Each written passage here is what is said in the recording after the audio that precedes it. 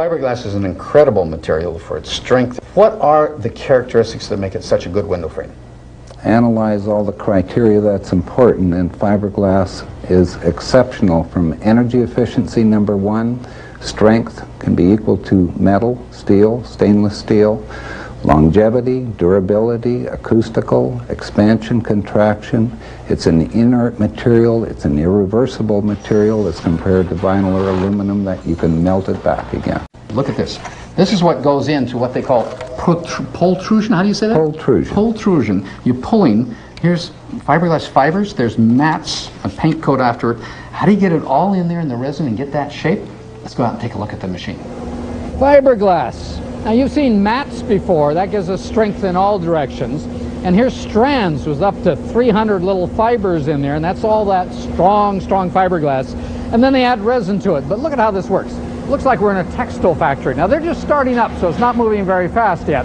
But all of this rack full of stuff is flowing up into here and moving across above all of these spools. It comes over here and gets organized on the other end. And as you can see here, it's starting to be threaded through to come in. And if you look closely, you can see the slow movement of this. Now this will be going much faster than this when they're in full production.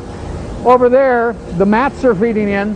Look at this. It looks like a dance of fibers as it comes down into the machine, comes into here, and this is where it finally starts to take shape, and they add all the resin. Now that's all secret stuff. They want to let us see it. So let's see where it's coming out. I'm going to just drop a penny up here so you can see that movement as it's coming through. Again, this is just startup, and once they get tuned up, it's going to go faster.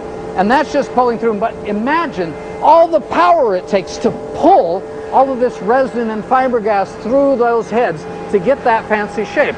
Well, here's the muscle right back here. This one is just about stretched out. This big thing grabs a hold of it and pulls it along. Well, at some point it gets to its end and it's just about ready to kick back the other way.